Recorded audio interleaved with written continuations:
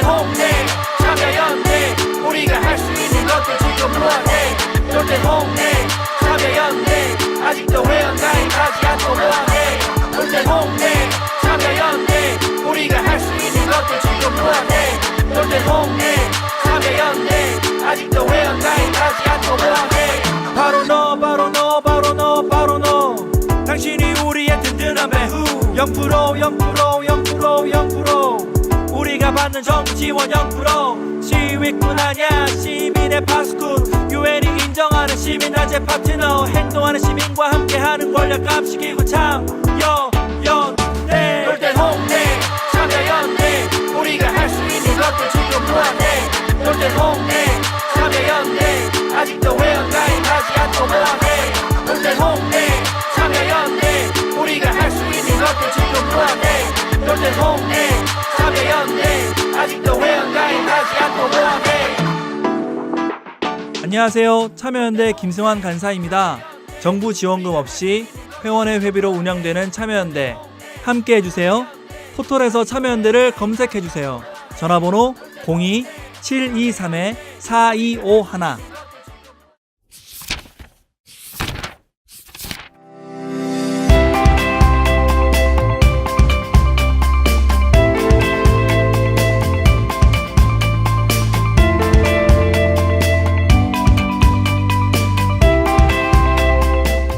머리는 시원하게 뚫어주고 가슴은 따뜻하게 데워주는 책 이야기 팟캐스트 책 사이다.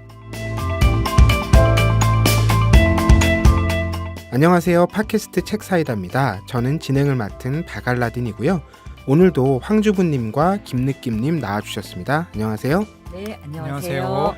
네, 저희 지난번에 주제책으로 가족 얼어죽을 다뤘었는데 네. 이후에 뭐 좀 나아지셨습니까? 가족 분위기나 관계들이요? 아 저희는 그 가족이 딱히 이전에도 뭐 나쁘지 않았고 저는 개인적으로는 지금 저희 가족 있잖아요. 네. 제가 이제 가장이라고 좀 옛날 표현인데 어쨌든 저와 와이프와 저희 아이가 있는 네. 가족이 좀 갈수록 좀 돈독해지고 끈끈해지고 있다는 생각이 들어요. 왜냐하면 최근에 이제 저희 딸이 저를 아빠라고 오. 부르면서 오. 뽀뽀를 해주기 시작했어요. 이전엔 뽀뽀를 안 해줬거든요. 그리고 제가 퇴근하면 엄마 하고 나왔다가 저를 얼굴을 보더니 잠깐 이렇게 보고 다시 그냥 들어갑니다. 그래서 이제 이 땅의 아버지들이 애가 이제 14개월에서 15개월, 16개월 이때쯤 다들 공통적으로 겪는 이 현상이래요. 엄마한테 먼저 애착을 주고요.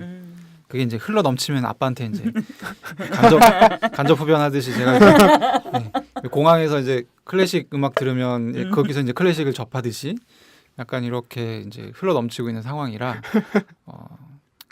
가족을 향한 저의 사랑이 굉장히 지금 충만해졌고 그런 상황입니다. 좋네요. 아름다운 얘기네요. 네. 그러고 보니까 또 우리 셋이 저는 1인 가구, 네. 황주부님은 2인 2인 가구, 저는 3인 가구. 김느낌은 3인 가구. 재밌네요. 네.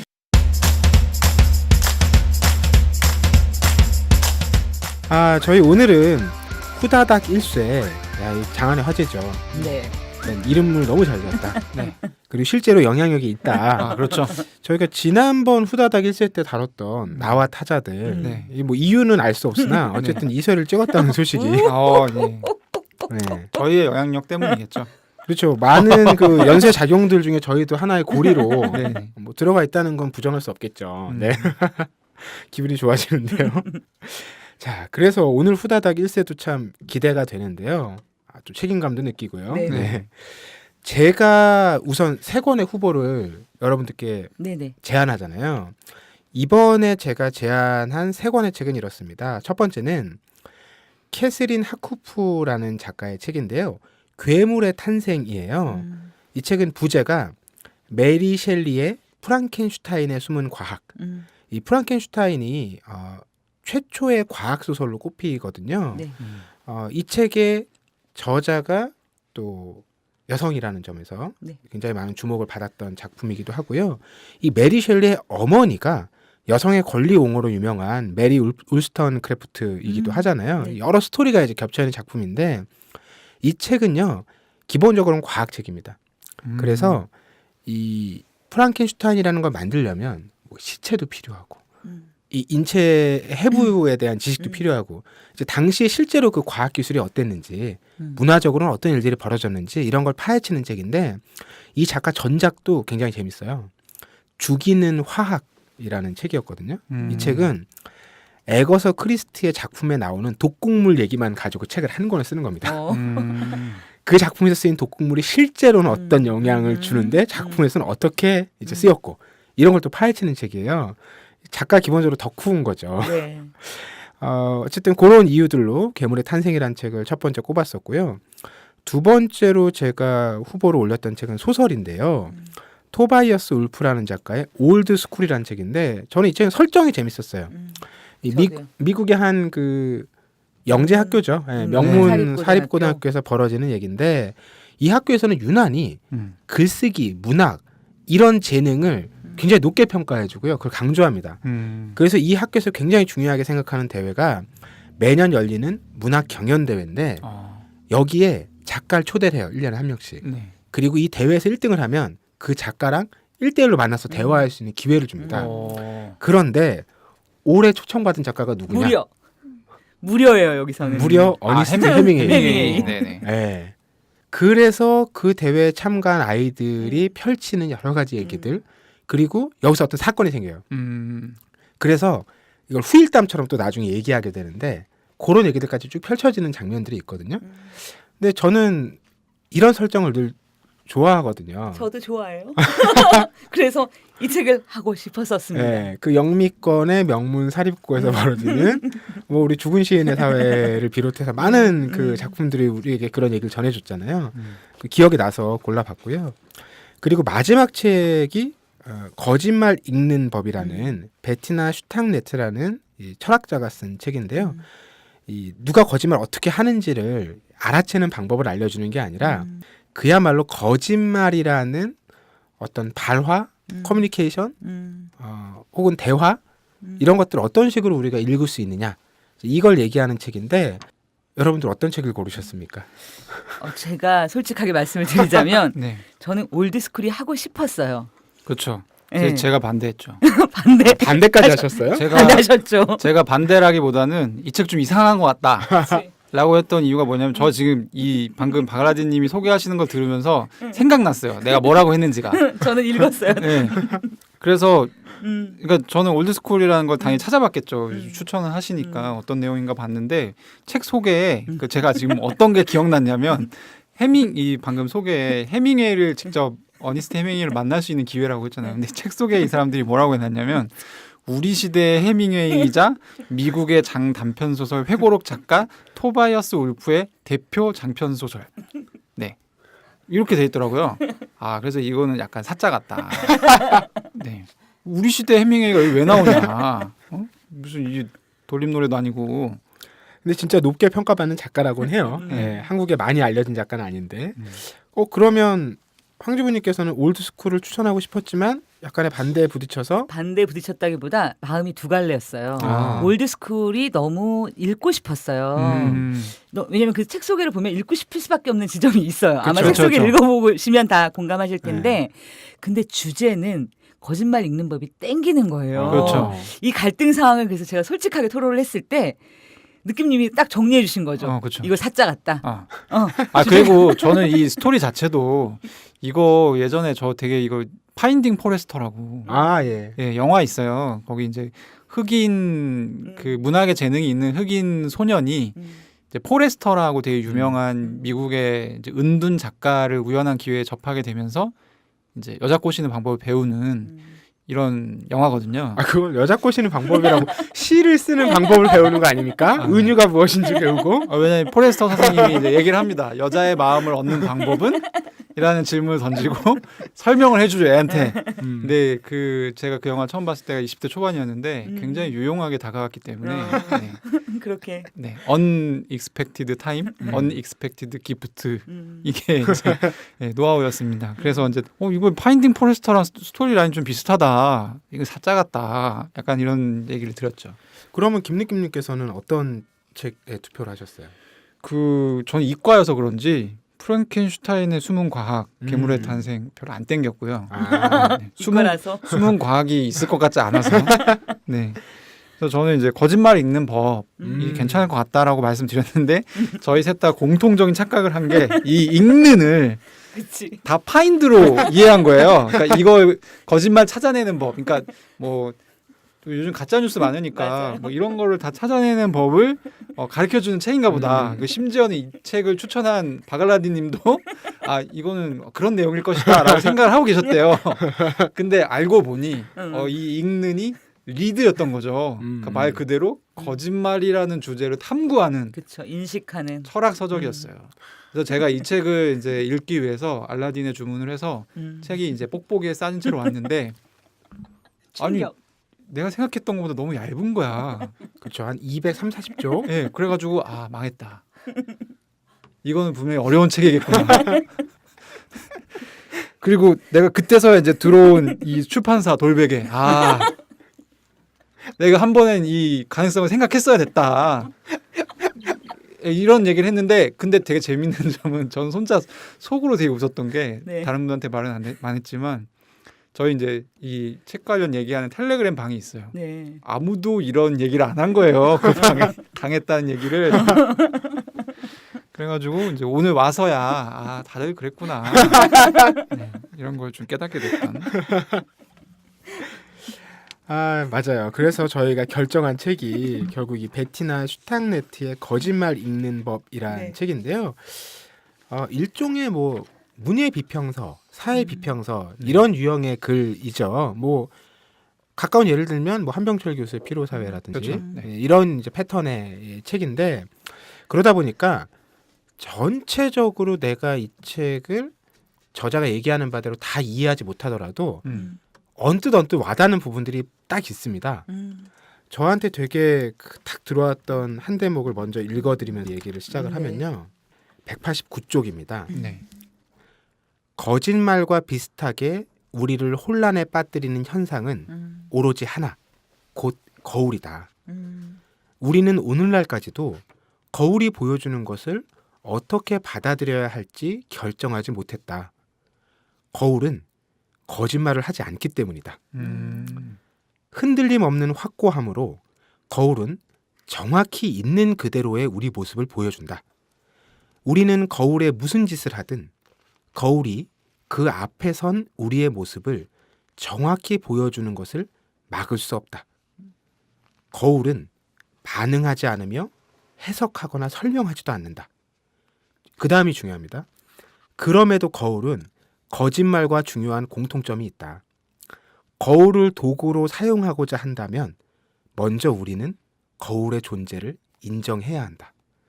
그러니까 이게 우리가 거짓말을 파악해야 된다. 뭐 찾아내야 된다. 이렇게 생각하는 이 전제는 네. 거짓말을 안 좋은 것, 속지 말아야 할 것, 또는 없애야 할 것, 걸러내야 할 것 이렇게 생각하는 건데 우리가 그렇게 생각하면서 거짓말이라는 거를 무엇이 거짓말인지 아닌지 판단하려고 하는 순간 우린 거짓말의 존재를 인정해야 된다는 거예요. 그렇죠. 이제 이런 모순 속에 빠진 우리가 과연 거짓말의 이 굴레에서 빠져나올 수 있느냐 이걸 묻고 탐구하는 게 이 작가가 이 책에서 풀어내고자 했던 과제인 것이죠. 네. 두 분은 뭐 어디 인상 깊었던 대목이나 장면들 있으세요? 저는 111쪽에 네. 뜻밖에도 거짓말의 힘은 지식에서 나온다. 세상을 바꾸는 거짓말의 힘은 위조를 일삼는 거짓말쟁이에게 속았다고 주장하는 사람 사이에서 작용하는 게 아니다. 그 힘은 거짓말이 어떤 이득을 가져다 줄지 계산할 줄 아는 사람과 여기가 중요해요. 이런 계산을 한 사람을 희생자로 볼 각오가 되어 있는 우리 사이에 작용한다. 저는 이 부분이. 근데 우리가 이 네. 후다닥 일세 할 때마다 너무 느끼는 건데 네. 저 지금 책 보이세요? 그렇지. 111쪽 접어놨어요. 꽂히는 데가 비슷한 비슷한 거야. 거야.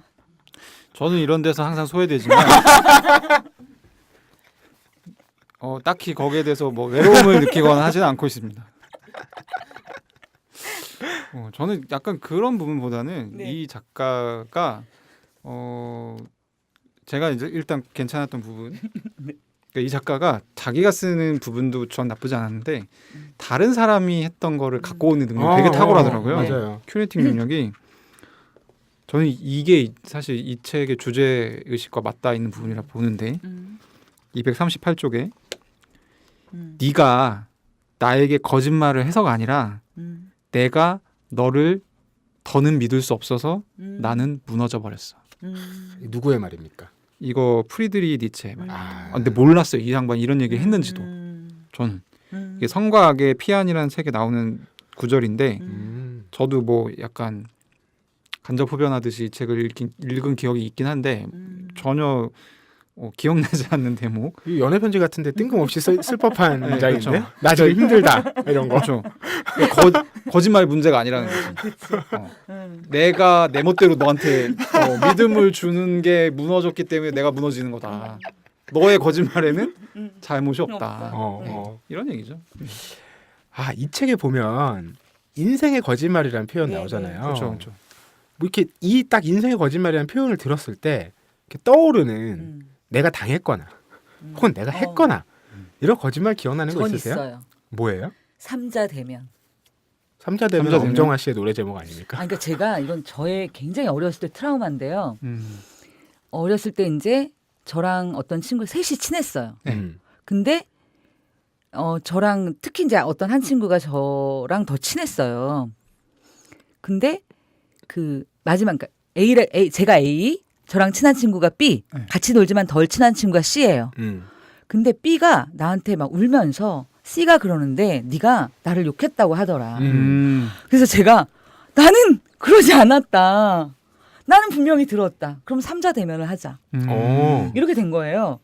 근데 그 친구가 C가 와서 너무나 선연덕스럽게 네가 그런 말을 했잖아 그때 이렇게 얘기를 하는데 제가 정말 있잖아요. 인생이 무너졌어요. 저는 그때. 인생의 가장 소중한 부분이 무너졌던 경험이에요. 어떻게 이런 일이 있을 수 있지? 이건 진실이 아닌데 삼자 대면을 하는 순간 진실이 아닌 게 진실이 되는 거예요. 아, 그러니까 그런 믿음이 있었던 거잖아요. 네. 최소한 셋이 얼굴 마주 보고서는 거짓말하지 못할 것이다. 아니 어떻게 이게 가능하지? 근데 그 순간에 저에게는 저의 어린 아이로서의 제가 끝나는 순간 약간 그런 느낌이었어요. 그게 초등학교 5학년 때인데 지금도 기억이 나거든요. 저는 네. 제가 했던 거짓말 아마 살면서 처음 했던 거짓말이 아닐까 싶은데 이 거짓말을 나중에 부모님에게 전해 들었어요. 전해 듣고 나서 적지 않은 충격에 빠졌었어요. 진짜? 내가 이런 사람이었다니. 무슨 얘기냐면 제가 동생하고 3살 터울이거든요. 네. 동생이 이제 태어나자마자 몸이 좋지 않아서 병원에서 몇 개월 있다가 집에 막 온 거예요. 저는 한 4살이었겠죠. 동생 1살이니까.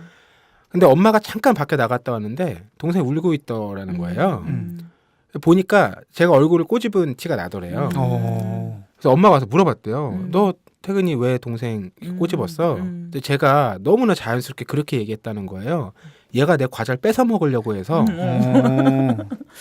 어쩔 수 없이 내가 꼬집었다. 그때부터 문학소년이었네. 아니 돌도 안 지난 애가 일어나지도 않는데 4살짜리 애 과자를 뺏어 먹을 일도 만무한데 제가 너무 당연히 그렇게 얘기를 했다는 거예요. 그래서 제가 나중에 성장하고 나서 그 얘기를 엄마한테 들었거든요. 굉장히 큰 충격이었어요.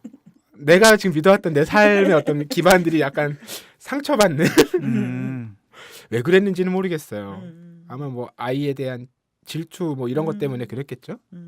김느낌님은 그런 인생의 거짓말. 인생의 거짓말. 저는 이 거짓말을 이거 어떻게 제가 의도적으로 하는 건 아니에요. 근데 아마 죽을 때까지 하게 될 것 같아요. 아, 같은 걸 반복하고 계신 겁니까? 그렇죠. 뭐냐면 이건 저의 출신 학교에 대한 얘기인데, 그러니까 대학에 제가 나온 학교가 캠퍼스가 2개예요. 그러니까 서울에 하나가 있고 지방에 하나가 있어요. 근데 서울에 있는 게 약간 한국 사회에서 되게 명문대로 취급받는 학교예요. 그래가지고 어디 학교 나오셨어요? 라고 물어보면 저는 이제 아무 생각 없이 학교 이름을 대잖아요. 그러면 첫 마디로 대부분 100에 99는 고등학교 때 공부를 굉장히 잘하셨네요. 이렇게 얘기를 하거든요. 근데 물론 이게 여러 가지가 있어요. 그러니까 이 사람의 머릿속에는 서울에 있는 그 학교가 들어가 있는 거고 제가 나온 학교는 지방에 있는 학교니까 사실 저는 보정을 해줘야 돼요. 사실 지금 생각하시는 그 학교가 아니고 이 학교입니다. 근데 이게 되게 웃긴 게 그렇다고 해서 공부를 잘하셨네요라고 하는데 그 지방에 있는 학교도 공부를 잘해야 들어갈 수 있거든요. 그렇죠. 그렇죠. 어느 정도는. 음. 그리고 제가 이제 고등학교 때 공부를 그다지 못하는 편이 또 아니었어요. 그래가지고 처음에는 이제 이걸 보정을 했어요. 제가 정말 다양한 사람한테 보정했어요. 은행에 대출하러 갔다가 은행원한테 보정한 적도 있어요. 같은 학교 나왔다고 동문이라고 동문이 아닐 텐데요. 약간 제가 이렇게 보정한 적도 있고. 근데 이제 요즘에는 안 해요.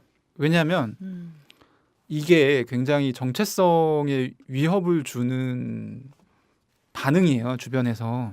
왜냐하면 해명할 필요가 없는 부분을 계속 해명하게 만들잖아요. 그래서 실제로 그 일종의 그 제가 나온 학교의 학생들만 겪는 정신병이 있어요. 진짜? 네. 그러니까 되게 그 일종의 우울증인데 굉장히 우울해하다가 반수 내지는 재수를 선택하고 캠퍼스를 떠나갑니다. 그리고 거기서 이제 졸업을 하더라도 뭔가 찜찜하기 때문에 자꾸 막 일종의 학력 세탁을 하게 되죠. 합법적인 뭐 학교를 다시 들어간달지 복수 전공을 한달지 이중 전공을 한달지 뭐 이런 걸 하게 되는데 저는 오히려 이제 이 경험이 되게 좋았던 게 그 나이에 그러니까 아주 젊었을 때 20대 초반에 그냥 그러니까 남 눈 신경 안 쓰게 됐어요. 어차피 쟤는 나에 대해서 모르는구나. 그래서 나는 내가 그냥 맞다고 생각하는 거, 창피하다고 생각하는 거 안 하고 맞다고 생각하는 거 하고 재밌다고 생각하는 거 하고 이렇게 살면 되겠다라는 생각이 들었고 그러니까 이 책을 보고 저는 좀 반가웠던 부분이 뭐냐면 그러니까 이 거짓말이라고 하는 거에 대해서 이제 사람들이 되게 안 좋게 보고 그런데 이게 그렇게 나쁜 것, 뭐 하면 안 되는 것이라고 단편적으로 뭐 이렇게 할 수 있는 그런 대상이 아니라는 거죠. 거짓말이라는 게. 맞아요. 무수한 관계 속에서 탄생을 하는 거고 이 작가 같은 경우는 거짓말이 기본적으로 대화를 전제하고 있다고 얘기하거든요. 그러니까 대화가 있어야 반드시 네. 거짓말이 발생을 한다. 이렇게 얘기를 하고 있어서 부분 좀 이렇게 동의되는 바가 적지 않았어요. 제가 막간을 이용해서 이 저자에 대해서 하나 재미난 이슈를 소개해드리고 싶은데 왜 한나 아렌트의 맞아. 예루살렘의 아이히만 우리에게 악의 평범성이라는 얘기로 굉장히 잘 알려져 있잖아요. 그런데 이 작가가 세계적으로 명성을 얻게 된 책이 예루살렘 이전의 아이히만이에요. 이 비꼰 거죠. 그렇죠. 근데 이 사람은 이렇게 얘기를 하는 거예요. 그 한나 아렌트가 얘기했던 악의 평범성이 틀린 얘기는 아닌데 그건 굉장히 일면적이다. 잘 들여다보면 그 악이라는 것은 그렇게 진부하거나 평범하지가 않다. 굉장히 고도의 계산으로 이루어지는 행위다. 이렇게 새로운 방식으로 고발을 해서 화제를 모았어요. 네. 그런 걸 보면 이 사람이 거짓말이라는 주제에 대해서 계속 천착해 왔다라는 하나의 과정도 우리가 볼 수 있는 것 같아요. 맞아요. 그리고 이제 앞에 초입부에 거짓말에 대해서 얘기를 하면서 저는 되게 재밌었던 게 그러면은 사람들이 거짓말을 왜 할까? 거짓말할 능력이 있기 때문이다. 인간만이 사실은 그런 거짓말할 능력을 가지고 이 만약에 거짓말이라는 게 없다면 아무리 우리가 이상적이라고 생각하는 공동체라도 과연 단 이틀이라도 그 공동체가 지속될 수 있을까? 저는 그 부분을 읽으면서 그러니까 우리가 뭐라 그럴까요? 거짓말이라고 하는 것이 생각보다 굉장히 우리는 막 지금 핫한 주제고 지금 그래서 이 거짓말을 가려내야 되고 이 안에서 뭘 구분해야 되고 막 이렇게만 사실 바라보지만 이 거짓말의 역사라는 건 어떻게 보면 우리의 유전자의 역사만큼이나 굉장히 긴 것이기도 하고 굉장히 고도의 우리의 어떤 사유 이런 부분들까지도 고려해야 돼야 되는 말이 정리가 안 되네요.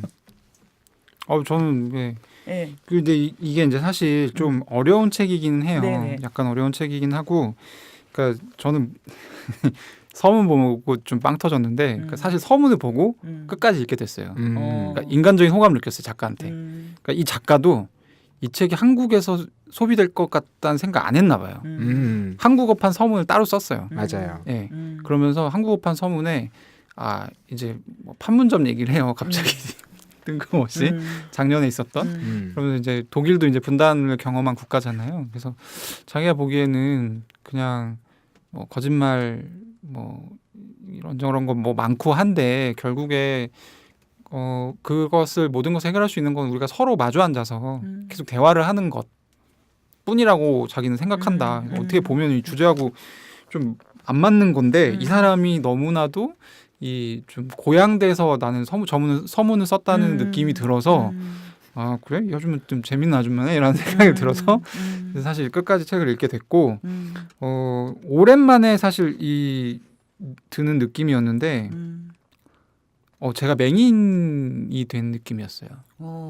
어떤 의미죠? 좀 더 구체적으로. 그러니까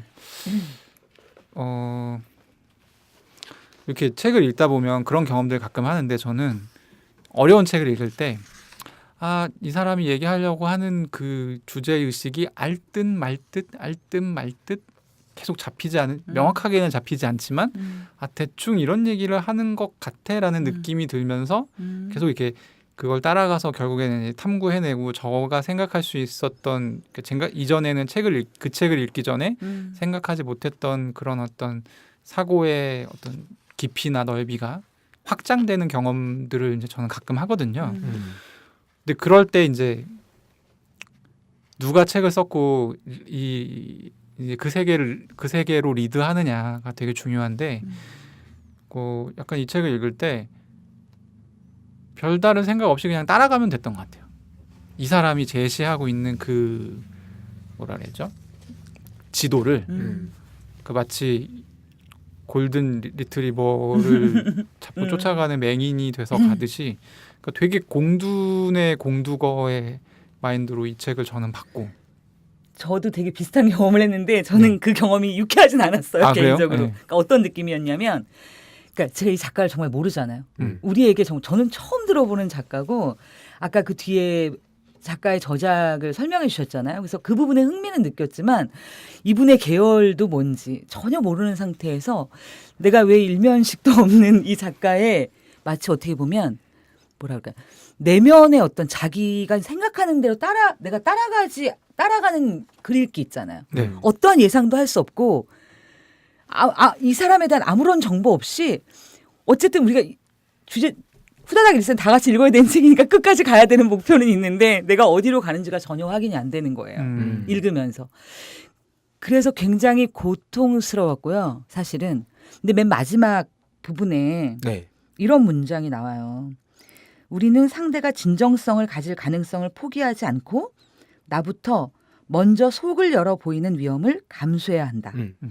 나의 개방성이 진정성을 가지며 그저 목적을 위한 수단이 아니라는 점을 보여줄 책임은 다른 누구도 아닌 나에게 있다. 그렇죠. 나는 솔직함 그 자체이며 내 목적을 위한 어떤 수단으로 개방성을 보이는 것이 아니다. 또 내가 어떤 인간을 믿고 이 믿음이 어떻게 자라나며 그리고 이 믿음이 진실이라는 보상을 얻을지 아니면 환멸을 안길지 하는 책임 역시 나의 몫이다.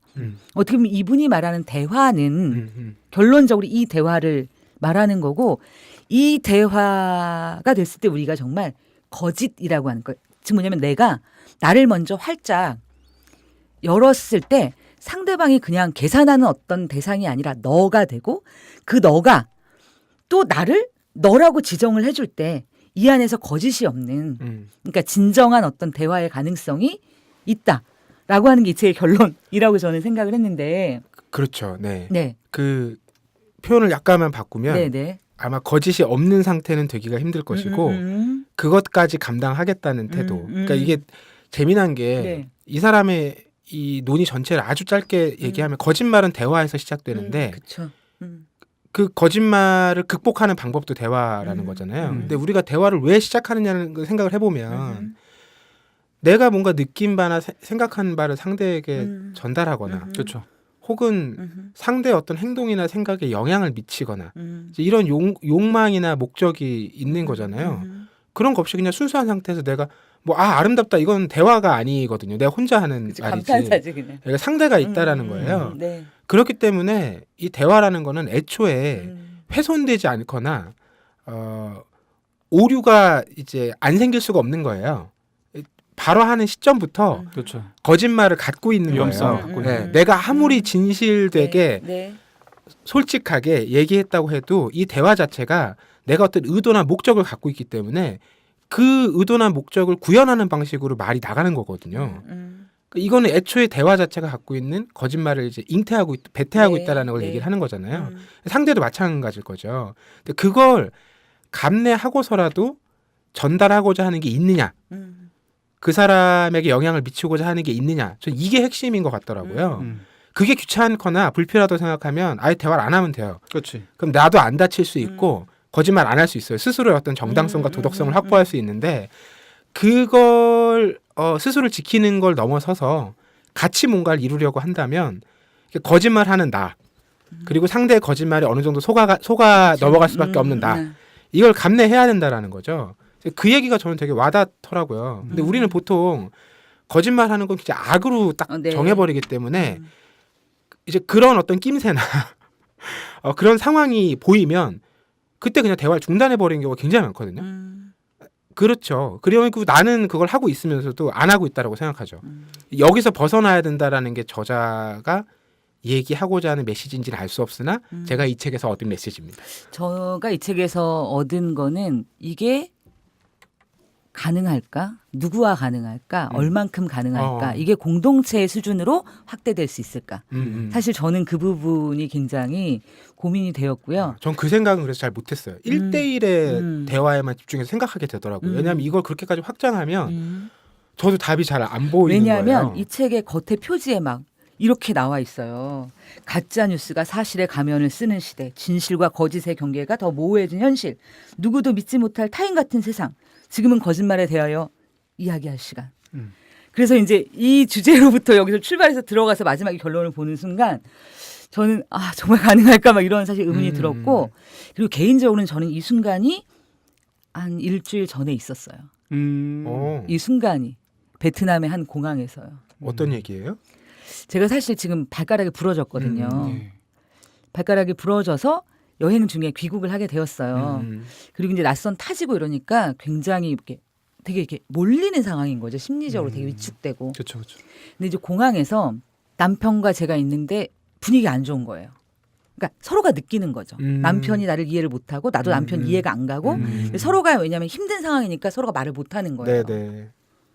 이 상황에서 무슨 말을 발화를 잘못하면 거기서 사단이 나면 이게 뭐 이렇게 저희가 거의 안 싸웠다고 말씀을 드렸잖아요. 그러니까 이 경우도 말은 안 하고 있지만 서로 거짓말하고 있는 거죠. 그렇죠. 그래서 이제 한국에 돌아와서 얘기를 했어요. 근데 진실이 밝혀졌어요. 그 이야기의 과정에 뭐였냐면 제가 발가락이 부러졌고 엑스레이도 보이는데 남편은 안 믿은 거예요. 그 사실을. 믿고 싶지 않았던 거고. 왜냐하면 자기 경험상 발가락이 부러지면 저렇게 걸을 수가 없다. 엄청 아프니까. 엄청 아프니까. 내가 살짝 금이 가봐서 아는데 그건 그럴 수 있는 게 아니다. 저는 발가락은 생각보다 안 아프더라고요. 부러져도 잘 딛기만 하면. 그리고 나의 목표는 무사히 한국으로 돌아오는 거였고 그러기 위해서는 우리가 컨디션이 좋아야 됐기 때문에 멘탈도 정말 씩씩하게 온 거였어요. 근데 그 사이에 왜냐면 제가 이제 휠체어를 타고 공항에서 이제 화장실을 갔다 오는데 남편이 그 모습을 보고 울컥한 거예요. 왠지 그 모습 자체가 그러니까 상상도 하기 싫고 그렇죠. 그런 모습일 수 있잖아요. 그래서 남편의 얘기는 네가 꼭 휠체어를 타고 갔다 왔어야 됐냐. 걸어갔다 오면 안 됐었냐라고 저에게 얘기를 했어요. 이게 남편의 진심. 저는 그 진심을 듣는 순간 빡친 거죠. 터졌겠네요. 그렇죠. 네가 그러고도 막 이러면서. 근데 그러면서 뭐냐면 서로의 다름이라고 하는 부분을 그렇죠. 제대로 그러니까 남편이 어떤 구조로 그런 생각을 하게 되었는지 나는 어떤 구조에서 생각을 하고 전달을 했는지 그래서 그 대화는 저희에게 되게 소중한 대화였어요. 저는 그러니까 그런 대화는 그리고 우리의 일상에서 굉장히 짧은 찰나의 순간인 것 같아요. 근데 이제 그 순간을 어떻게 관계로 안착시킨다고 할까요? 이 대화를 그 대화에 우리가 그랬었어 이게 끝나는 게 아니라 그 순간을 어떻게 우리의 관계로 만드는 것이 사실은 여기서 이제 거짓말의 구조를 조금은 우리가 대화를 통해서 좀 더 뭐라고 표현할지 모르겠지만 아무튼 그래서 저에게는 이 문장이 그래서 한편으로는 굉장히 허무했고 또 한편으로는 제 삶에서 또 확인한 순간이니까 되게 빛과 같았고 되게 그랬어요. 그리고 제가 저번 주에 그 그 누구죠? 김하온 래퍼 김하온 씨 얘기하면서 네. 약간 이렇게 한 발 떨어져서 바라보는 것에 대한 이게 메타 텍스트들을 많이 접하게 된다라는 네네네. 말씀을 드렸는데 네. 사실 이제 이 책도 그 거짓말을 한 걸음 떨어져서 바라보는 거죠. 이게 보통 거짓말을 맞닥뜨렸을 때 사람들이 이제 반응하는 거가 네가 나한테 그런 거짓말을 해? 라고 그렇죠. 화를 내거나 음. 뭐 분노를 하거나 슬퍼하거나 뭐 이런 감정적인 사실 대응들이거든요. 네네. 예, 근데 이제 이 책 같은 경우는 그 거짓말이 어디서 연원했는지를 한번 해봐, 생각을 해봐. 그리고 그게 삶에 어쩔 수 없이 다 따라붙는, 그리고 특히 대화에는 필수적으로 따라붙을 수밖에 없는 요소야라는 걸 알려주고, 이걸 알았을 때 그 사람이 상대방이 나한테 거짓말을 했을 때 아무래도 이제 다르게 보일 수밖에 없는 거죠. 화가 안 나죠. 그런 효과가 있는 거죠. 그래서 이게 약간 철학자의 어떤 용도라고 해야 되나요? 그런 거를 좀 잘 느낄 수 있는 그런 저는 경험이었던 것 같고, 근데 이제 여전히 좀 어려운 부분은 뭐냐면 그러니까 너무나도 이 뇌 속을 헤집는 약간 그런 식의 서술들이 많고, 그래서 이게 무슨 뜬구름 잡는 소린가라는 생각을 가지실 수 있을 법해요. 그냥 처음 보는 그냥 평범한 독서력을 가진 독자들이. 근데 저도 이제 약간 그런 부분들이 있었고, 근데 사실 이제 제가 이제 오늘 저희가 한 방송 녹음 같은 어떤 가이드를 듣고 책을 봤다면 훨씬 재밌게 책을 볼 수 있지 않았을까. 그래서 이제 이 방송을 읽으신 여러분, 이 방송을 들으시는 여러분들도 이 책을 상당히 좀 재밌게 보실 수 있지 않을까 하는 생각이 저는 드네요. 자, 김리끼님의 이 말이 거짓말일지 아닐지 우리 또 한번 실제로 책을 읽어보시면 확인해 판단해 보시려면 보시면 책을 사보셔야 되는 수밖에 없습니다.